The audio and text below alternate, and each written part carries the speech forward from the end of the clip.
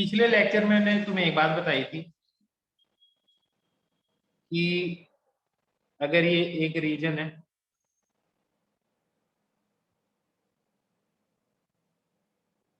और इसमें यो magnetic field सही हो तो चेंजिंग मैग्नेटिक फील्ड के कारण इलेक्ट्रिक फील्ड प्रोड्यूस होती है, हाँ या ना। तो ये मैग्नेटिक फील्ड है, तो जो इलेक्ट्रिक फील्ड थी वो क्या ही थी। अगर अंदर आर डिस्टेंस आप चलोगे, इसके अंदर आर डिस्टेंस, ये अगर इलेक्ट्रिक फील्ड निकालनी है आप, तो ये इलेक्ट्रिक फील्ड आएगी d v by d t r by two, हाँ या ना। और अगर आपको इलेक्ट्रिक फील्ड निकालनी है इसके बाहर वाले पॉइंट पे,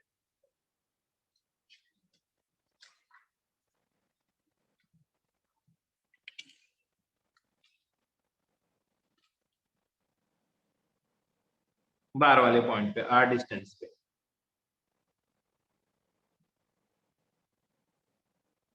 ऐसे सर्कुलर बनेगी, तो यहाँ पे जो इलेक्ट्रिक फील्ड का फॉर्मूला होगा वो हो गया d v by d t, फिर क्या आएगा आर स्क्वायर, आर क्या है, ये रेडियस है, r square by two are.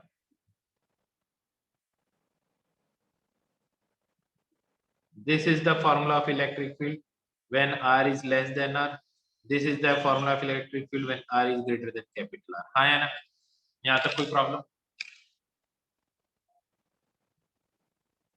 यहाँ तक कोई प्रॉब्लम किसी को भी। अब मैंने ये कहा कि ये जो इलेक्ट्रिक फील्ड है ना, अगर मान लो इलेक्ट्रिक फील्ड यूं बनी है, तो आप इस ए पॉइंट पे स्टार्ट होगे और इलेक्ट्रिक फील्ड की डायरेक्शन ये है, तो इलेक्ट्रिक फील्ड इधर है और आप डीएल डिस्टेंस भी इधर ही चलोगे, तो ए और इस डीएल के अक्रॉस पोटेंशियल डिफरेंस क्या होगा, ई और डीएल दोनों सेम ही डायरेक्शन में, तो कुछ ना कुछ वैल्यू आएगी। ऐसे ईडीएल कुछ ना कुछ, ईडीएल कुछ ना कुछ, तो ऐसे एक पूरे लूप में तुम घूम के चले जाओगे। या फिर एक पॉजिटिव चार्ज लोगे, पॉजिटिव चार्ज पे फोर्स कितना लगेगा, क्यू इंटू ई, और ये टोटल लेंथ कितनी है, 2 pi r. So this is the work done. तो एक क्लोज्ड पाथ के अंदर आपने कुछ ना कुछ तो वर्क कर ही दिया ना, ए से स्टार्ट हुए फिर से ए पे हुए, तो इलेक्ट्रिक फील्ड ने कुछ ना कुछ वर्क कर दिया ना इसके ऊपर। तो इसका मतलब ये जो फोर्स है, इलेक्ट्रिक फोर्स है, ये कैसा है, नॉन कंजर्वेटिव है। क्योंकि कंजर्वेटिव होने का मतलब क्या होता, कंजर्वेटिव होने का मतलब होता कि आप क्या कर रहे हो, एक क्लोज पाथ में वर्क डन 0, लेकिन इसके अंदर तो क्लोज पाथ में वर्क डन क्या आ रहा है, नॉन जीरो आ रहा है। इसका मतलब ये जो इलेक्ट्रिक फील्ड है, this is non conservative in nature. क्या बात समझ में आई या नहीं, क्या बात समझ में आ गई। तो मैं कहता हूं कि हमने उसके अंदर पढ़ा था, याद हो तो, वो कौन सा चैप्टर था, इलेक्ट्रोस्टैट्स में, electric field is conservative in nature, हाँ है ना। और इसी को यूज लेके किरचॉफ सेकंड लॉ हमने बोला था कि एक क्लोज्ड पाथ के अंदर पोटेंशियल ड्रॉप क्या होना चाहिए, पोटेंशियल ड्रॉप क्या होना चाहिए, sum of all the potential drop should be equal to 0, है ना। तो पोटेंशियल को अगर Q से मल्टीप्लाई कर दो तो ये क्या हो जाएगा, वर्क डन हो जाएगा। ये क्या हो जाएगा, नेट वर्क डन, ये वर्क डन आ जाएगा क्लोज पाथ में, हाँ है ना। तो वो क्या आता है, 0। इसका मतलब इसके अंदर जो इलेक्ट्रिक फील्ड है बैटरी के कारण जो प्रोड्यूस हो रही है, that is conservative in nature. लेकिन चेंजिंग मैग्नेटिक फील्ड के कारण जो इलेक्ट्रिक फील्ड बनती है, that is non conservative in nature. क्या बात समझ में आई है, नहीं,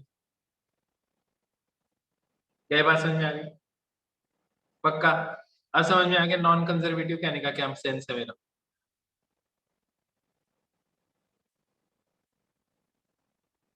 बहुत बढ़िया बात है। मैं पहले बता रहा हूँ, देखो ये जो लेक्चर ले रहा हूँ ना, पूरा पूरी की पूरी क्लास अटेंड किया करो, क्योंकि अगर क्लास पूरी अटेंड नहीं करोगे ना तो तुम इस चैप्टर में पक्का फंसोगे और तुमसे होंगे नहीं इसके क्वेश्चन।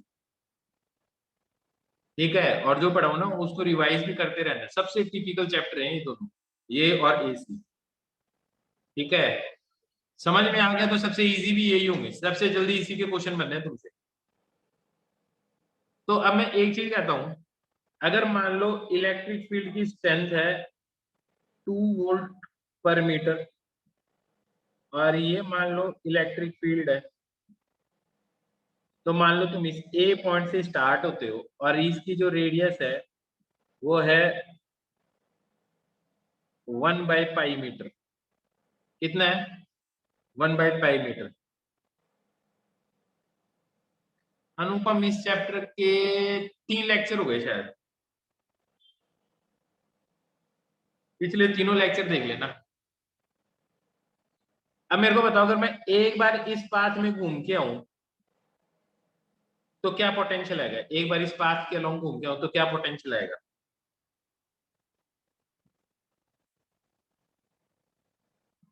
कैलकुलेट करो। इलेक्ट्रिक फील्ड है 2 वोल्ट पर मीटर, तो देखो इलेक्ट्रिक फील्ड 2 वोल्ट पर मीटर है, तो आप इसी के अलोंग चलोगे और मान लो इलेक्ट्रिक फील्ड की भी डायरेक्शन यही है, तो कितना आ जाएगा पोटेंशियल? कितना आ जाएगा? ई इंटू डी एल करोगे इंटीग्रेशन, लेकिन इस केस में ई और डीएल बीच के एंगल क्या है? छोटा छोटा दिख रहा है, बड़ा बड़ा लिख देते हैं। अब ठीक है, ई है 2 वोल्ट पर मीटर, आया ना? अब ठीक है, मानो। हाँ, तो ई डॉट डीएल, आई बात समझ? ये क्या होता है? पोटेंशियल डिफरेंस होता है। यहाँ पे ई और डीएल के बीच में हर जगह कहीं पे भी आ जाओ, ई और डीएल के बीच का एंगल क्या है? 0। तो सीधा E into DL into cos 0। तो इसका इंटीग्रेशन करोगे तो ये पोटेंशियल डिफरेंस कितना आ जाएगा इन दोनों पॉइंट्स के बीच में? ई बार आ जाएगा, और डीएल का इंटीग्रेशन लेंथ का ये कितना आ जाएगा? E into 2 pi r. आया ना? क्या ये लॉजिक समझ में आ गया? तो ये बताओ पोटेंशियल डिफरेंस कितना आ जाएगा इस केस में? इलेक्ट्रिक फील्ड कितनी है? 2 वोल्ट पर मीटर, और ये लेंथ कितनी है? 2 पाई, और आर कितना है? 1/π, तो कितना आ जाएगा? 4 वोल्ट। हाँ है ना? क्या ये बात समझ में आई? अगर तुम इसी पॉइंट के एक चक्कर, 2 चक्कर काट देते, एक चक्कर की बजाय 2 चक्कर काट देते, तो कितना पोटेंशियल आ जाता? मतलब तुम यूं चलते, ए से आए, ए से चले, एक बार पहुंचे तो यहाँ क्या पोटेंशियल आ जाता? 4। एक बार और घूम के आ जाते तो कितना पोटेंशियल आ जाता है यहाँ पे? 8। एक और चक्कर काट देते तो कितना पोटेंशियल आ जाता? 16। खास बात देखो, एक ही पॉइंट पे कितने सारे पोटेंशियल पॉसिबल है। क्या ये बात समझ में आई है? नहीं? क्या ये बात समझ में आई बेटा सबको?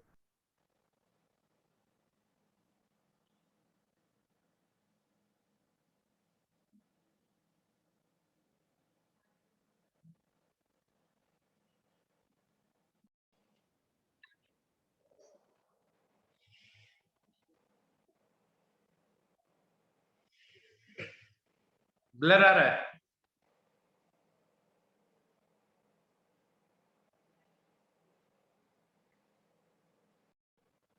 देखो, तो मैं ये कह रहा हूं तुम्हें कि जो पोटेंशियल डिफरेंस है यार, सिंपल है। एक इलेक्ट्रिक फील्ड पता चली गई तुम्हें, ये इलेक्ट्रिक फील्ड पता चल गई, तो ए पॉइंट से शुरू होगी तो एक बार घूमोगे तो कितना हो जाएगा पोटेंशियल डिफरेंस? 2 pi r. 2 बार घूमोगे तो 2 पाई आर। तो अगर मैं ये कहूँ, अगर तुम्हारे पास ये एक लूप है, इसमें ऐसे n टर्न्स है, इसकी रेडियस r है, तो इसमें मैग्नेटिक फ्लक्स कितना होगा ये बताओ? मैग्नेटिक फ्लक्स क्या होगा इसका? ये वायर है, वायर है ये, इसके थ्रू मैग्नेटिक फ्लक्स कितना है? πr² × b। और ये तो एक टन के लिए, अगर ऐसे n टर्न्स है तो मैग्नेटिक फ्लक्स इतना हो जाएगा। तो ये आ गया मैग्नेटिक फ्लक्स। तो इसका डिफरेंशिएशन कर दूं तो क्या आ जाएगा, rate of change of magnetic flux क्या देता है, ईएमएफ देता है, कितना आ जाएगा, n into pi r square TV by d t. हाँ या ना, क्या बात समझ में आई? तो ईएमएफ देखो एन टाइम्स नहीं हो गया, अगर 2 बार वायर को घुमाओगे तो 2 टाइम्स पोटेंशियल जनरेट हो जाएगा ना उसमें, 3 लूप बनाओगे तो 3 बार हो जाएगा। तो देख लो एन टाइम 7 हो रहा है एक चक्कर का। अगर एक चक्कर में 4 आ रहा है तो 2 चक्कर में कितना आएगा 8, 3 चक्कर में कितना आ जाएगा 12, 4 में कितना आ जाएगा 16। अब ठीक है,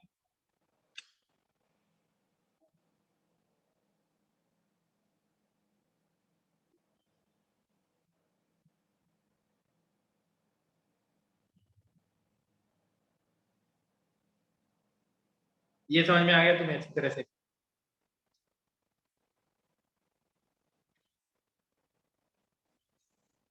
अब सुनो,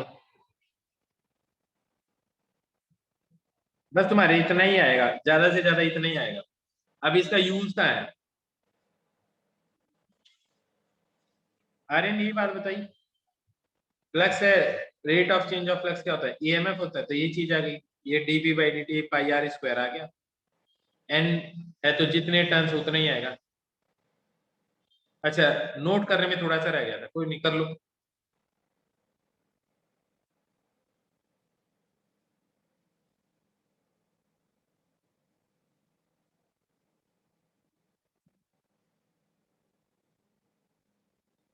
लिख लिया? अब देखो,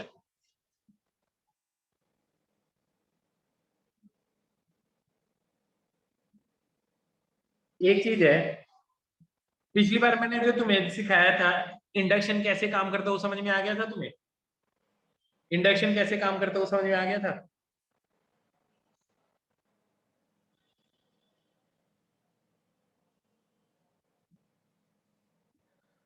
ठीक है, अब देखो, अब और चीज समझते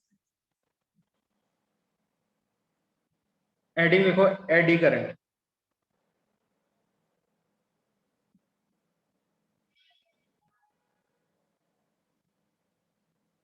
ये देखते हैं एडी करंट क्या होता है।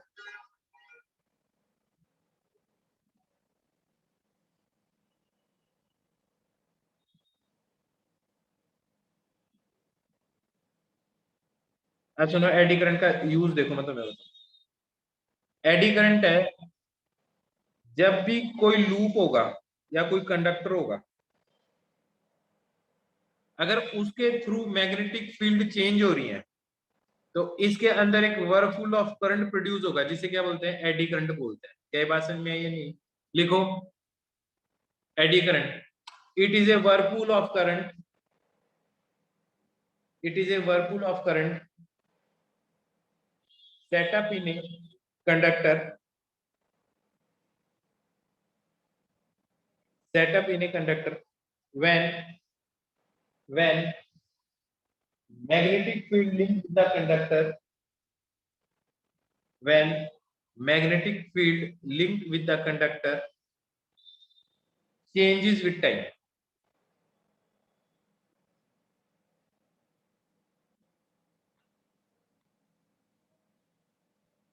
It is a whirlpool of current set up in a conductor when magnetic field linked with the coil changes with time.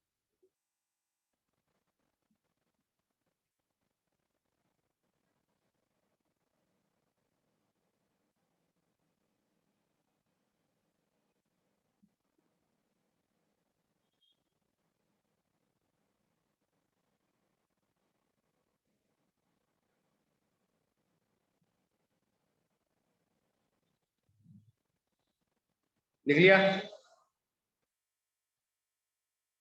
अब देखो होता क्या है, कहाँ काम आता है, इंडक्शन, इंडक्शन में तो काम आता ही है। ठीक है, बस ऐसी ये बात मैंने तुम्हें पहले ही समझा दी कि अगर मान लो इस रीजन में मैग्नेटिक फील्ड चेंज हो रही है तो इसमें इलेक्ट्रिक फील्ड सेटअप हो रही है, हाँ, इसके ऊपर कंडक्टर रख दो तो उस इलेक्ट्रिक फील्ड के अंदर करंट चलने लग जाएगा। हाँ या ना? तो जब वो करंट चलने लग जाएगा तो उसके अंदर क्या सेटअप हो जाएगा, क्या सेटअप हो जाएगा? करंट सेटअप, हीट जनरेट होगी। करंट सेटअप होने को एडी करंट बोलता है। ऐसे ही इंडक्शन फर्नेस भी ऐसे ही काम करता है। बात समझ आई? इंडक्शन फर्नेस भी ऐसे ही।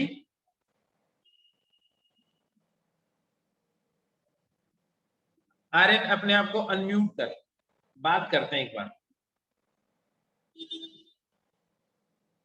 तू कह रहा है कि लूप में, क्लोज लूप में क्या होते हैं भैया? करंट तो क्लोज लूप में ही होता है, और इलेक्ट्रिक मैग्नेटिक फील्ड जनरेट ही होती है। वो तो हमने पढ़ाई है इतनी देर से। और पढ़ क्या रहे थे हम?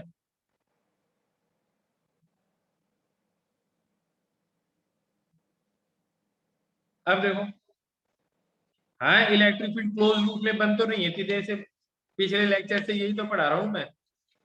ये ऐसे चेंज होगी तो इलेक्ट्रिक फील्ड ऐसे है, क्लोज लूप में बनती है इलेक्ट्रिक फील्ड, यही पढ़ा रहा हूँ इतनी देर से। पिछले लेक्चर में भी यही पढ़ा रहा था। तभी तो ये नॉन कंजर्वेटिव है, क्योंकि क्लोज लूप बना रही है।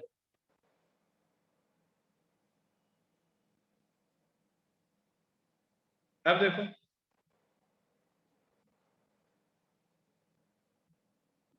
और क्या काम आता है? मान लो ये एक रीजन है,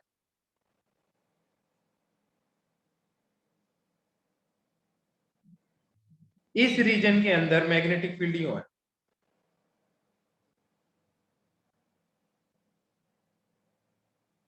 इस रीजन में मैग्नेटिक फील्ड यूं है। अनुपम देखते हैं, करते हैं बात एक बार बाद में, है ना, क्लास होने के बाद में। राहुल जी को फोन लगाना।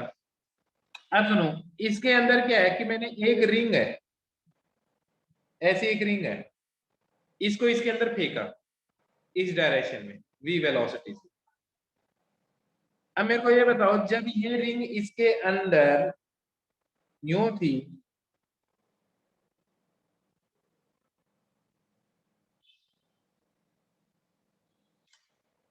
ये रिंग जब यूं थी इसके अंदर जा रही थी, तो ये बताओ इसका फ्लक्स बढ़ रहा था या घट रहा था? इसके अंदर इस रिंग के थ्रू फ्लक्स बढ़ रहा था या घट रहा था?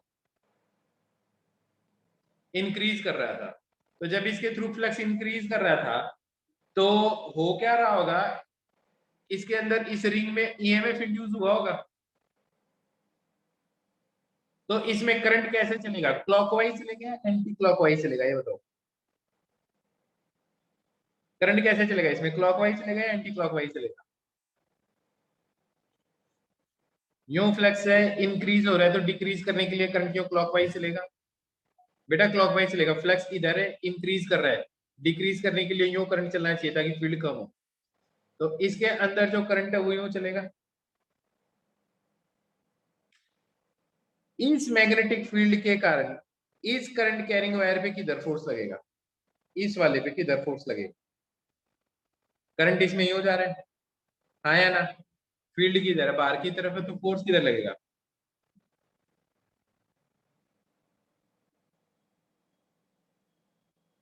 इधर लगेगा। बिल्कुल सही बात है, इसके वायर पे फोर्स इधर लगेगा। इस वायर पे किधर फोर्स लगेगा? इस वाले वायर पे किधर फोर्स लगेगा, ये बताओ।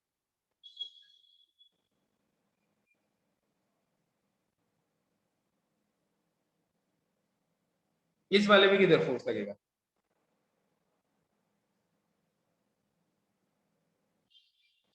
कोई फोर्स नहीं लगेगा। क्यों? इसमें करंट भी ले रही हो, पर यहाँ पे तो मैग्नेटिक फील्ड है ही नहीं, हाँ या ना? तो जब तुम इसको अंदर फेंकोगे तो इस पे किधर फोर्स लग रहा होगा? बाहर की तरफ लग रहा होगा, हाँ या ना? अभी समझते जाना तुम।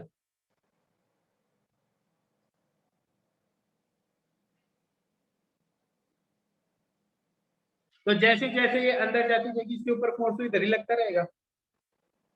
ये रही मैग्नेटिक फील्ड।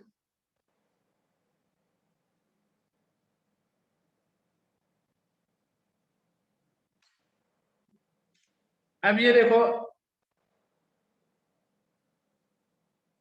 अब ये इसके अंदर है, अभी भी ये इधर ही जा रही है।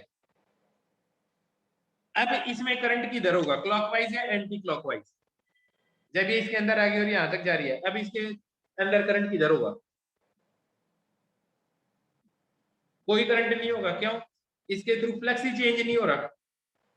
तो जब करंट ही नहीं है तो इस लूप पे कोई फोर्स नहीं लगेगा। क्या बात समझ में आई है नहीं? पक्का? पक्का अच्छे से बात समझ में आ रही है नहीं? तो इस केस में अब चल रहा लग रहा है इसको नो फोर्स, है ना?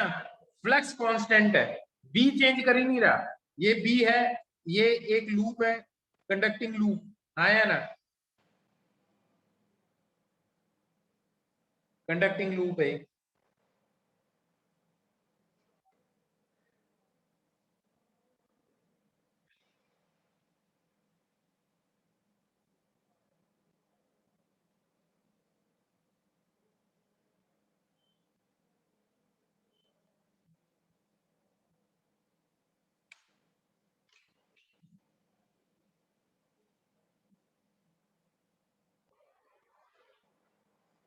अब ये बाहर निकल रही है ये चीज। अब बताओ इसके अंदर करंट कैसे सेटअप होगा, क्लॉकवाइज या एंटी क्लॉकवाइज? अब तो फ्लक्स चेंज हो रहा होगा, बढ़ रहा है घट रहा है? फ्लक्स डिक्रीज कर रहा है, बिल्कुल। तो करंट कैसे होगा, करंट की डायरेक्शन कैसी होगी इसमें?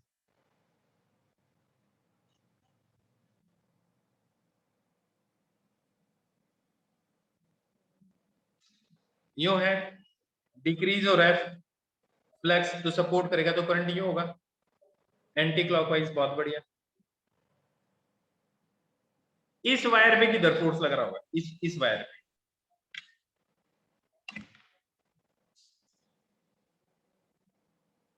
इस वायर पे किधर फोर्स लग रहा है? अरे आउटसाइड कैसे लगा, इस वायर पे, इस वायर पे, इस वायर पे कोई फोर्स नहीं लग रहा, क्यों? यहाँ पे तो मैग्नेटिक फील्ड ही नहीं है। इस वायर पे किधर फोर्स लग रहा है, इस वायर पे?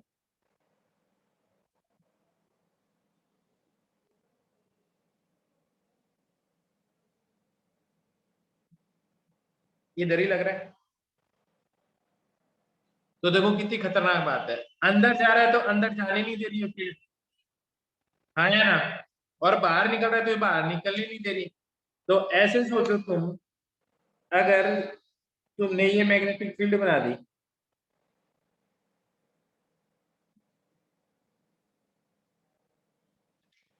और यहाँ पे आपने एक रिंग बांध दी,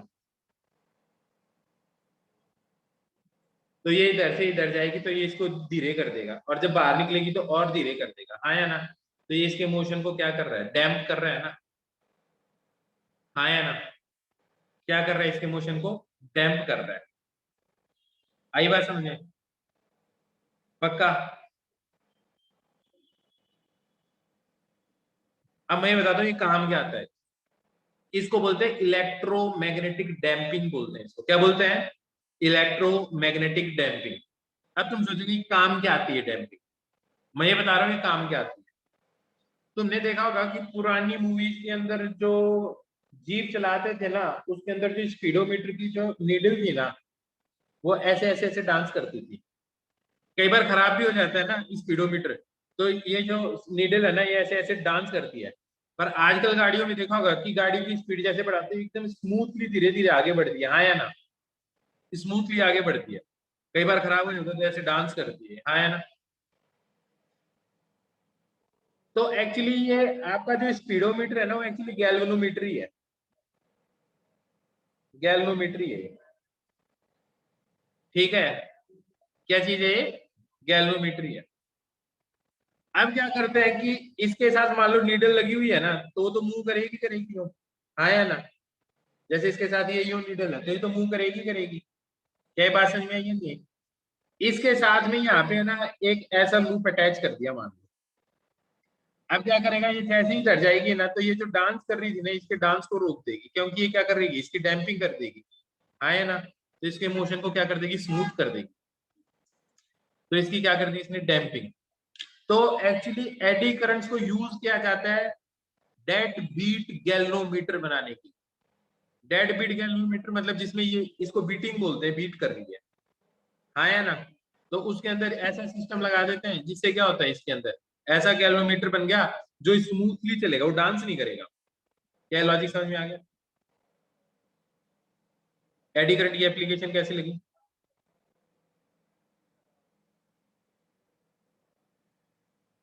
एक और देखो तुम, एक और,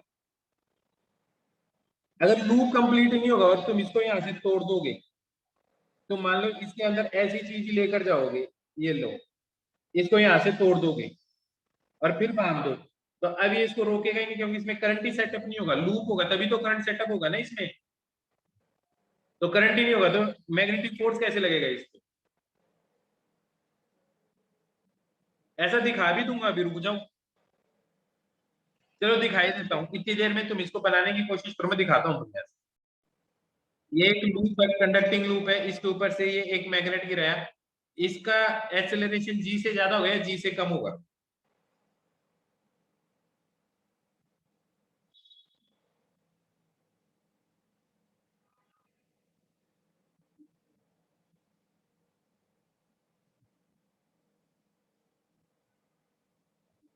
अब बताते हैं क्यों। इसकी मैग्नेटिक फील्ड यूं होगी, तो इसके थ्रू फ्लक्स बढ़ेगा जब ये नीचे आएगा। जब फ्लक्स बढ़ेगा तो ये फ्लक्स घटाने के लिए इसके अंदर करंट सेटअप होगा, कौन सी डायरेक्शन में? फ्लक्स बढ़ रहा है तो उल्टी डायरेक्शन में, तो इसमें करंट यूं प्रोड्यूस होगा। तो इसका ये वाला हिस्सा नॉर्थ बन जाएगा, नॉर्थ नॉर्थ को रिपेल करेगा, तो इसका एक्सीलरेशन जी से क्या हो जाएगा, कम होगा, हाँ या ना? एक्सीलरेशन क्या होगा इसका, लेस देन जी। बात समझ में आई है जी?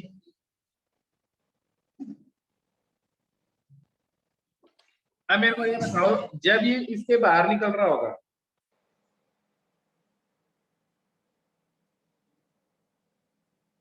अब इसका एक्सेलरेशन जी से ज्यादा होगा या कम होगा? क्योंकि अब इसकी जो फील्ड होगी वो यूं नहीं होगी, डायरेक्शन लेकिन यूं है, तो इसके थ्रू फ्लक्स क्या होगा, फील्ड वीक होती जा रही है, तो फ्लक्स क्या होता जाएगा, कम। अरे कम होगा जब ये दूर जा रहा होगा, तो सपोर्ट करने के लिए ये क्या करेगा, करंट फील्ड नीचे की डायरेक्शन में बनाएगा। इस केस में इसको जो करंट बनाना पड़ेगा उसकी डायरेक्शन ये होगी, तो इसका नीचे वाला हिस्सा क्या बन जाएगा, नॉर्थ बन जाएगा, तो नॉर्थ साउथ को क्या करेगा, अट्रैक्ट करेगा, तो इसका एक्सेलरेशन फिर से जी से कम हो जाएगा, हाँ या ना? क्या लॉजिक समझ में आ गया सबको? क्या लॉजिक समझ में आ गया? बहुत बढ़िया आ गया। तो अब मैं तुम्हें थोड़े से एडी करंट के सिमुलेशन दिखाता हूँ, ठीक है?